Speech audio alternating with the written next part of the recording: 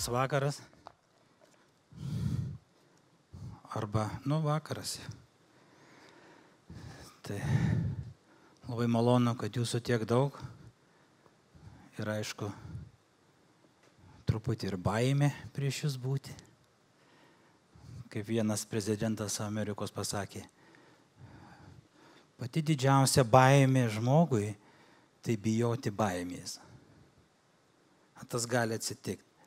Ir šiandien norėčiau, aš atvykau iš Pietų Korėjos, ten praleidžiu 17 metų meditacijoje, praktikuoju tą zen meditaciją, bet ta zen ir yra meditacija. Ir kartais atvažiuodamas čia trumpam laikui į Lietuvą, gal aš persikraustysiu, gal čia kam nors ir esu reikalingas, kartais mane pakviečia kažkur pakalbėti. Ir šiandien mes paprašė, kad aš pakalbėčiau apie dėkingumą galbūt, gal tokią temą. Ir aišku, ačiū visiems, kurie čia kalbėjo, buvo labai daug pranešėjų, kurie atvyko, pergyveno, ruošėsi, žiūrėjo jūs, galvodami, kaip čia dabar, jūs taip pat čia atėjot, gal ką nors gavot, gal negavot, turit tokį klausimą. Yra tas ačiū, tas dėkingumas, normalus dalykas. Ir dabar norėčiau truputį paprašyti, čia visi prašo jūsų, tai pažiūrėkite iš kairės pusės, kas jūsų sėdi, pasižiūrėkite vienas kitam į akis. Ne, jūs pažiūrėte iš kairės, o tas į jūs. Suprantat? Iš kairės ir iš dešinės, viens kitam į akis. Iš vienos pusės ir iš kitos, žinot kaip būna. Kad kiekvieno akis matytumėt, kuris yra prie jūs. Ir čia yra dėkingumas vienas kitam. Ačiū, kad buvot kartu.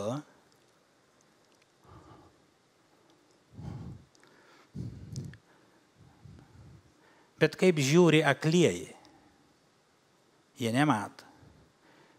Kaip kalbasi, kaip bendrauja, kaip valgo žmogus, kuris neturi rankų. Pats tas žiūrėjimas žmogui į akis, tai jūs manot, kad jūs matot? Arba jūs mato? Jūs reprezentuojat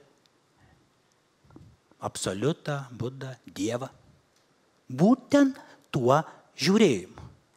Ta savybė matyti, tos akys, ta savybė liesti, ragauti, užuosti, klausyti, truputį ir mąstyti, yra ne jūs.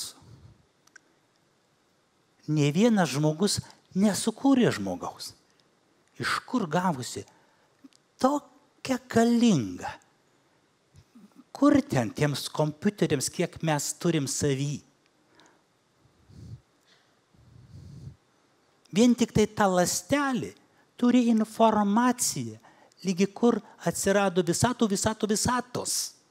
Mes visą tai turim čia, visą informaciją. Šitas kūnas, iš kur jis toks atsirado? Kur dar viena tokia žemė, kur turi tai? Niekas nežino, neranda. Ir kai pradedi, būdamas 12 metų apie tai galvoti, atsiranda klausimai, ką veikti su juo. Ir galiausiai lygi 40 metų darai klaidą su tuo kūnu, naudoji jų kaip nori, kur galiausiai supranti, aš nežinau, ką su juo veikti. Tai visai nesenai žmogus pasakė, žemė sukasi aplink saulę, jį sudegino. Ateis laikas, kada pasakys, žmogus nesugeba suvokti manęs ir kompiuteriai sudegins žmogų. Nes dabar technologijos yra aukštesnės negu mes patys. Jos greičiau juda. Galbūt ta Z karta ar dar. Aš atstovauju galbūt tas meditacijas, sėdžiu aš ten, medituoju. nieko neveikia. Žmogus 60 metų šalia manęs medituoja, kitas 40. Bet iš to atsirado labai tokia įdomi kryptis – mindfulness. Sako, pilno proto. Nors mes tai vadinam nepilno proto. Tai pasiskolinta žmogaus, kuris nebaigė zen meditacijas, truputį patingėjo prabūti vienuolyne, kiek reikia, meistras dar jam neleido mokyti, bet jis išvažiavo ir gerai panaudosim ir padarė iš to biznį. Mane mokytojai dabar siunčia į pasaulį, kad būčiau šio procentą, tik tai nerandu dar jau. Nes tai mūsų. Mes taip gyvenam ir tai neįmanoma beveik padaryti.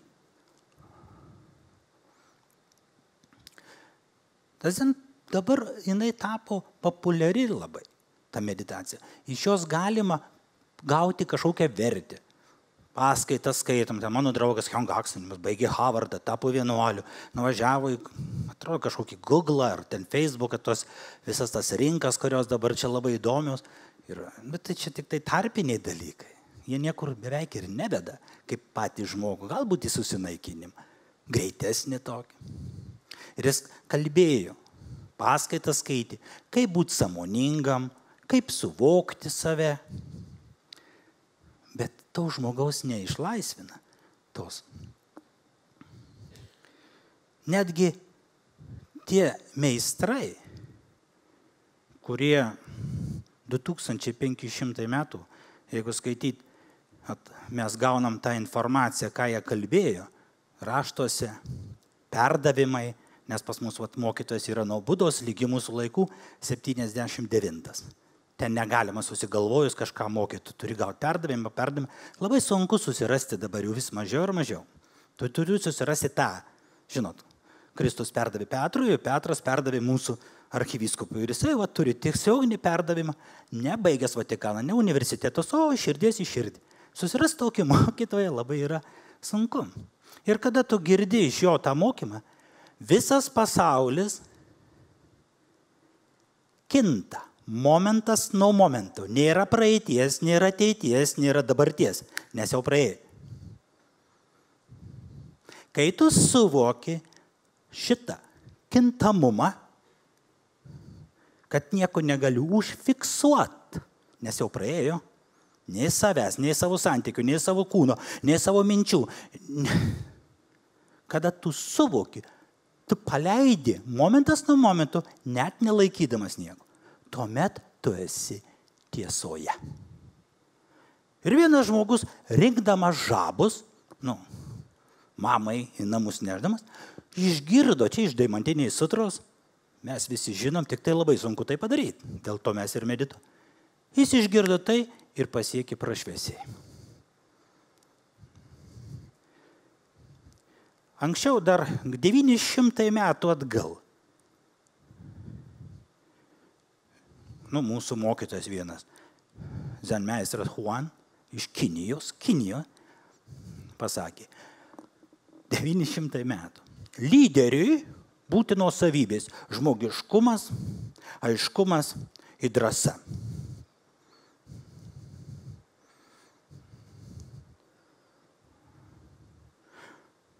Negali šitos 3 savybės gyventi atskirai. Ir vis dėlto šitam pasaulyje yra tam tikri dėsniai, kurie mums proto nesuvokiami.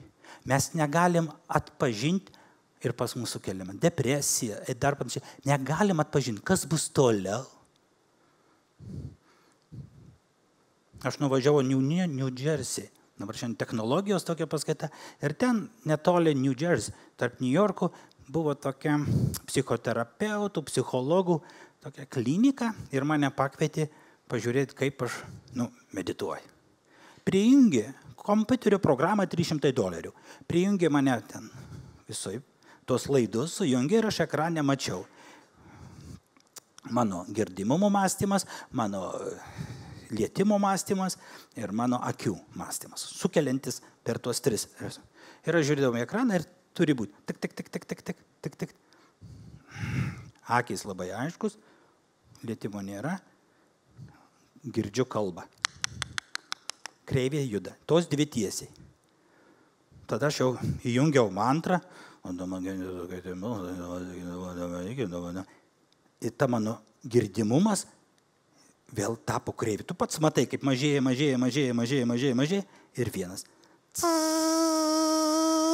Reiškiasi, aš meditacija.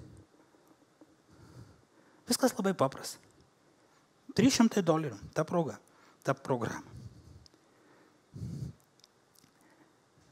Dabar technologijos jos tikrai greitėja, jos aplenkia, bet kam jas naudojam? Pramogai. Mes priimam įžadus, nežudyk. Aš priėmęs 250, bet vienintelis įžadas yra ir krikščionybė, nežudyk. Labai svarbus dalykas, suprantat, nežudyk, ypač vaikui.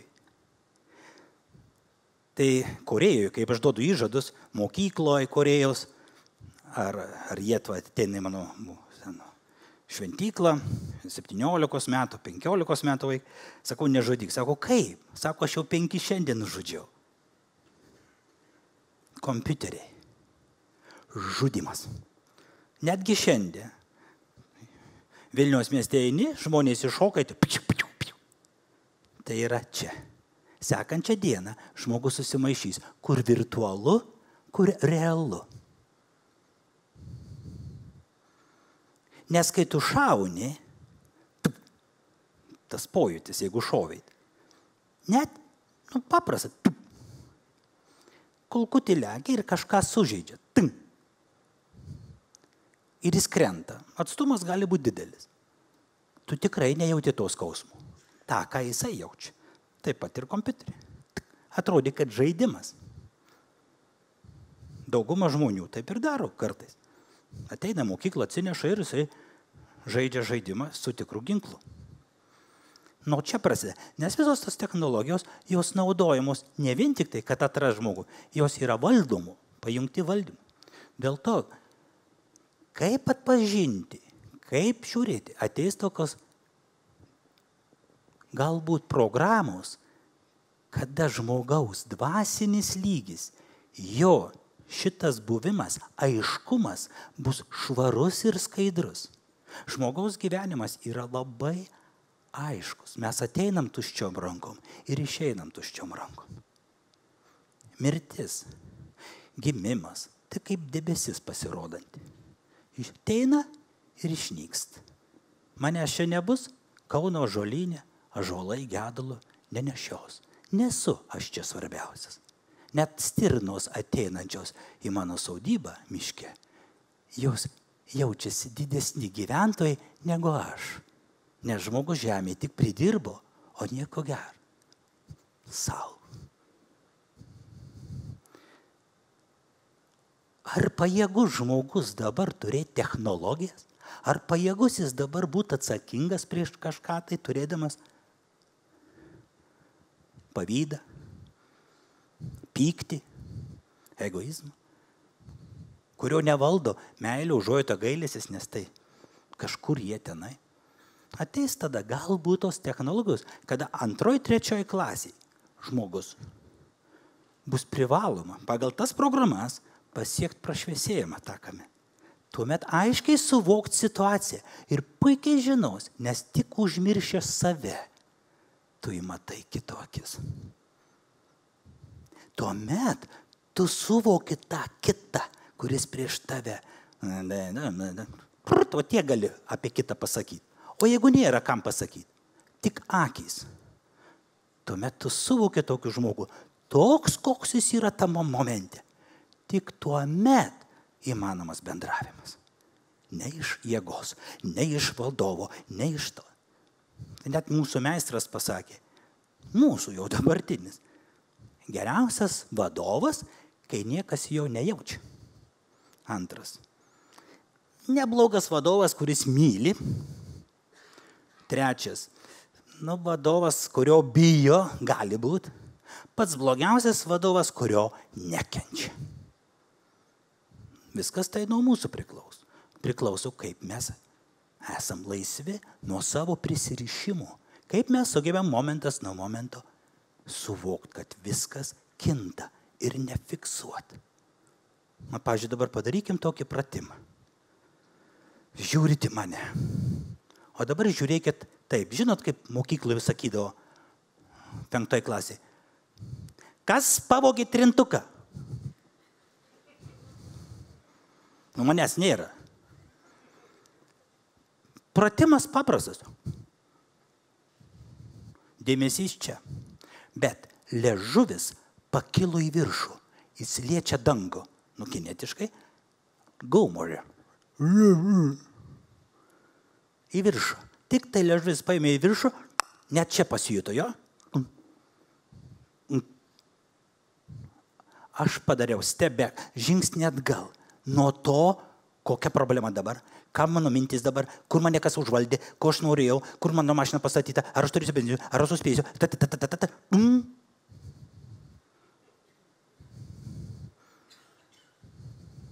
Kas liko? Kaip mes bijom tokio savęs? Va, nu nebūtinai, aš jau čia, kaip vat, mane išmokė. Principė galit rūkyti, nes aš tai žinau. Nu, žinot, atsipalaiduojat nuo mano kalbos, sakė, kad galima rūkyti. Tai? Tuo metu protas sustoja. Gaunasi, tas žmogus vadinasi beprotis.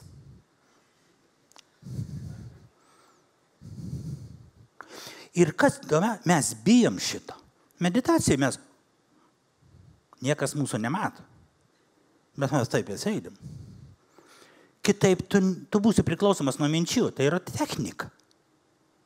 Bet tuomet iš lėto, kaip gėlė, kalasi intuicija.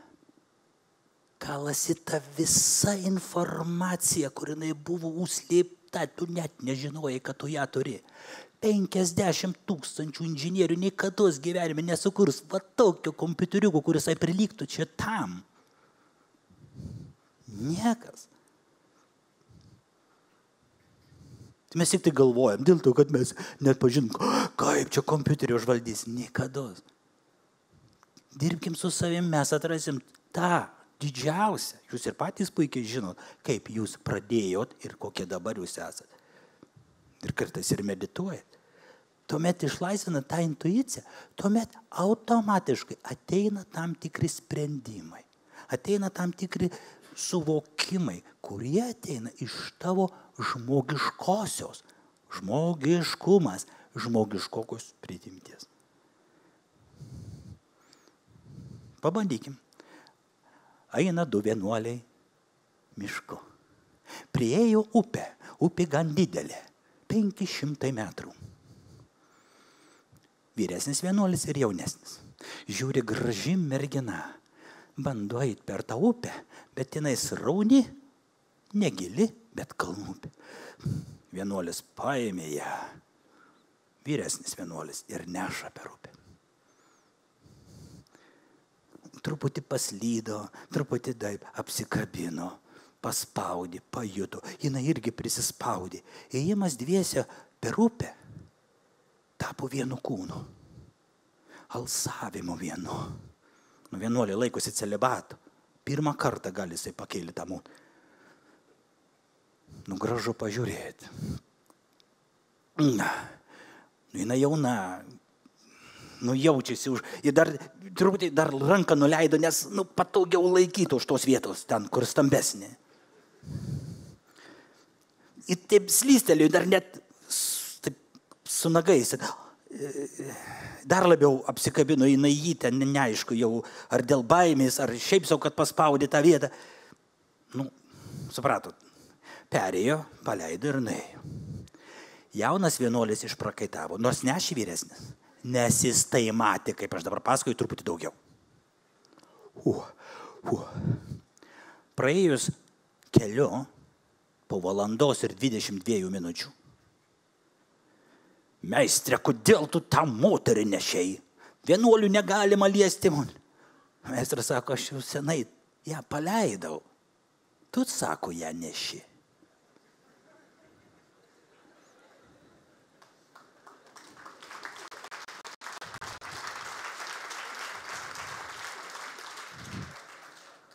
Šitame pasakojime, kiek jūsų, iš vyrų, jautėt tą situacija.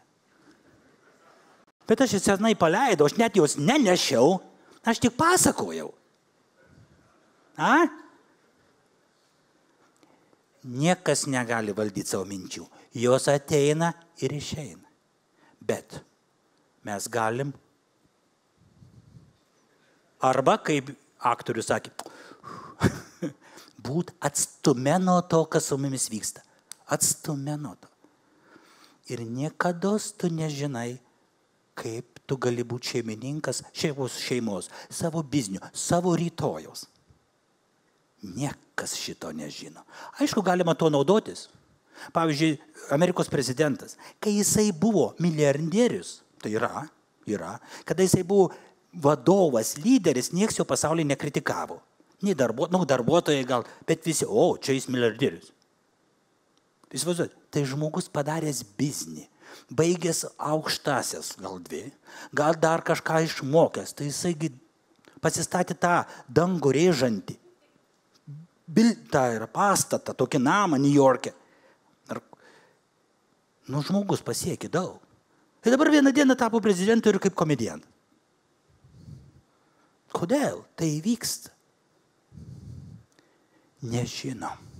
Sąlygos susiformavo, feikai, tas melas, ne. Mes jį padarėm. Arba išrinkom, arba nederinkom. Prieš kovą, prieš jį dar labiau stiprina. Čia jau nėra skirtumų, kas mėgsta, kas nemėgsta. Tai esam mes. Ir tai nėra blogai. Net Dalai Lama sakė, jokių problemų. Man jis patinka, tik reikia biškį pasikalbėti su juo. Ir dabar pabaigai. Kai žmogus, tu nežinai, ką daryti, kai kokia nelaimė. Viena moteris, Kinijoje, labai senai, susapnavo blogą sapną. Mano vyras, kažkas su juo atsitiks, negero. Vyras Kinijoje, tai viskas. Nėra vyro, nėra duonos, nėra to, vaikai, ten jau prastai. Jie visi, to kaimo vyrai, dirbo kasykloj. Anglį kasė. Įeidavo į požemį, kasdavo ir pardavinėdavo tą anglį. Ir jinai susapnavo tą blogą sapną. Negera, taip, negera, ryte atsikeli ir nuėjau pas vienuolį. Vienuolė susapnavo tą sapną. Žinau, sako. Bet blogas sapnas, ką daryti? Sako, mes vienuoliai negalim sakyti ateitį. Mes matom, bet negalim sakyti. Negalim. Nes bus chaosas, bus destrukcijos. Palaipsniui žmogų. Ne, tu pasakyk, čiagi mano vyras, čia mano šeima. Ne, negaliu aš tau sakyti, jokios ateitį. Bet tu pasakyk. Ja. Gerai. Ir jinai kiekvieną dieną iš pačio ryto. Kvansa, tokia mantra. Pas mus kaip tėvė mūsų kalbėtų, be perstojų. Malda. Ne taip, kad su jausmu. Nes taip malda principė reikia kalbėti. Nes mes su protu tik tai sugadinam ją, nes atsiranda noras už ją kažką gauti. O jinai turi tada jinai galbūt veikia, nes tas mūsų nestabdo. Nežinau, protas yra priešas kartais. Netgi ne kartais. Ir jinai kalba. Vyras ateina jau valgymų laikas, tose kasyklose žiūri batai padėti vietoj buterbrodo. Jinai biškai jau, pas mane žmona truputį, nelabai adekvati. Ir jinai skalbdavo, jau susimaišė valgyti, kada daryti vaikai. Vien tik tai tak.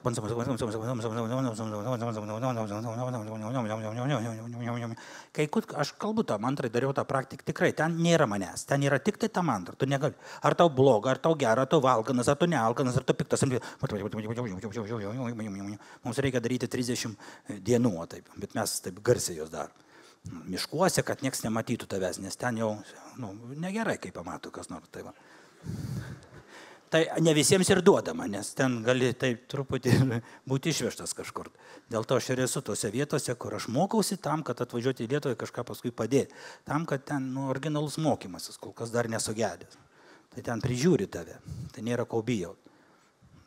Ir Galiausiai vieną rytą jie visi išėjo tą darbą, kasą ir ta moteris užlipo ant stogo, nusirengė nuogai, nusimavo kelnes, žinot, kiniečių jie su kelnėm, ir ant stogo nuoga. Vaikai pamatė, durna, visai nuoga. Ten iš vis Kinijoje nuogybė, tai skaitosi prieš saulę, tai paženimas imperatoriaus. Jis baudžiamas už tai. Ne vien tik tai, kad ten truputį, bet tu te pažeidi tą visą idėją konfucionizmo ir imperatorių, negerbimas žmonių, nuogybė ten prieš saulę, nes saulės tai imperatorius, nėra gerai tais laikais. Tai jinai jau ten, ne, kaip deginasi, ten degintis negali. Tai, ir tai jau čia, čia jau tikrai, nes žmogus už tai bus nukirzdinta galva jam, nes jisai imperatorių įžeidė, kad nuogas buvo prieš saulę, matant kitiem. Tie vaikai greitai tą kasyklą. Ei! Tu pažiūrėk, sako, tau žmona atinai. Ei, tu savo, tikrai nuoganto. Ojei, ir jisai, bėgti namo, gelbėti ją gal, tikrai jau kavotų, apdengti. Nes tai ką, gali žinoti, visą šeimą jiems, nubaus. Ir visi vyrai irgi eina pažiūrėti, ne kiekvieną dieną. Ir visi lauk iš tos pasižiūrėti, kaip čia. Ir tuo metu jinai sugriuvo tą kasyklą. Bet jau nieko nebuvo, visi išėjo. Bet jinai gavo tokią žinią, ką daryti, kad tokią dieną tai įvyks. Jinai nežinojo, kas ten įvyks. Jinai tik atliko pratimą. Bet tokia išmintis. Ir kiek jau metų ta istorija. Ta išmintis, ta mūsų būsena, ta mūsų tikėjimu dėl kitų ir 100% truputį paieškot savį. Tai va. Šiandien aš truputį pasirašiau, kas čia buvo kalbėta, kas čia buvo kokie. Ir man taip malonu, kad tikrai buvo labai geros temos, labai tokios dvasingos. Jos netgi tarkadis tie video, kad ir reklamos, jos paliečia tą žmogų, tą žmogiškumą kažkokį tokį pat.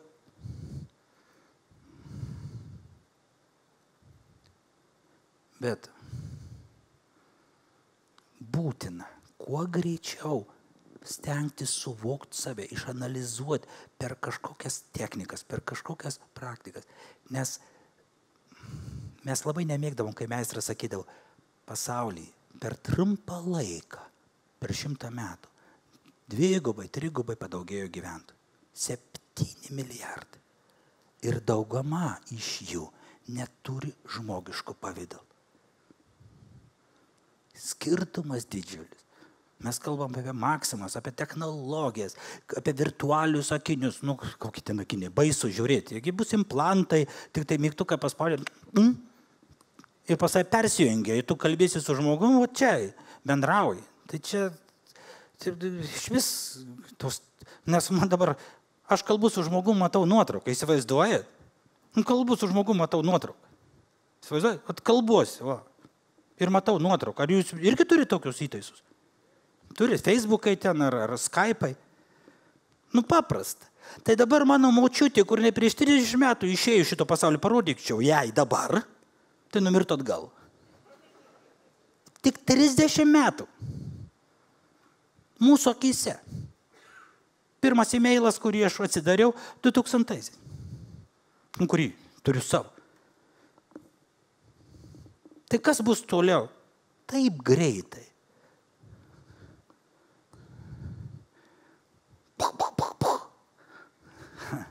Kokia kryptis visos šitos? Kaip mums padėti? Kaip išlikti žmogum? Nes jeigu 7 milijardai mūtas visą laiką sako, iš jų labai mažai kas turi žmogaus pavidalą. Negazdinsiu, nesakysiu, bet kai atvažiuoja, jie mane pamato ir aš toksai labai jau stengiuosi, nes mane ten muša visi, ten stengiuosi, kad leistų, kad aš būčiau, kad aš geras, sėdžiu tenai lotosu, paskui išveža mane, ten kelius taiso, paskui vėl aš sėdžiu.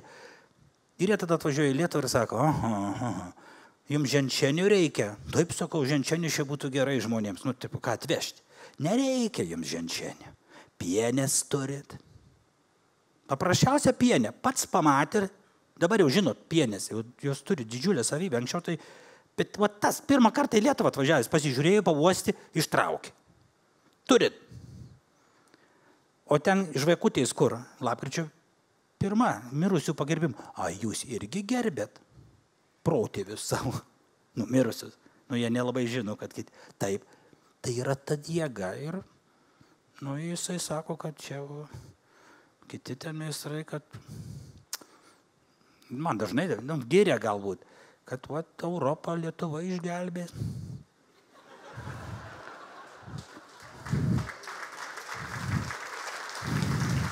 Dvasinga šalis, dvasingi žmonės, medžiai, matę žiemą ir vasarą, yra vertingesni negu tie, kurie augo tik tai vasarą. Jie užgrūdinti. Mes užgrūdinta tauta. Ir dar mus grūdina, netingi niekas grūdinti. Ir per tai mes įgaunam kažkokią savybę išlikti, kuri nuo mūsų protėvių, kažkur tai atlikus. Tik dabar reikia surastas ir gilinti, nes kaip tik tam prisirpo laikas. Ačiū visiems, kad klausėt. Ačiū visiems, kad esat visiems, kad kovojat. Neužmirškit tų, kuriem biznis nepasisekė. Aš juos lankau Pravieniškėse, Lukiškėse. Neužmirškit jūsų, nes žinokit, jie taip pat yra. Kažkada sėdėjo su kostiumais daro. Tai yra tas ryžtas, ta drąsa, kur neturi būti. Turi būtinai turėti žmogiškumą. Neužmirškit šito.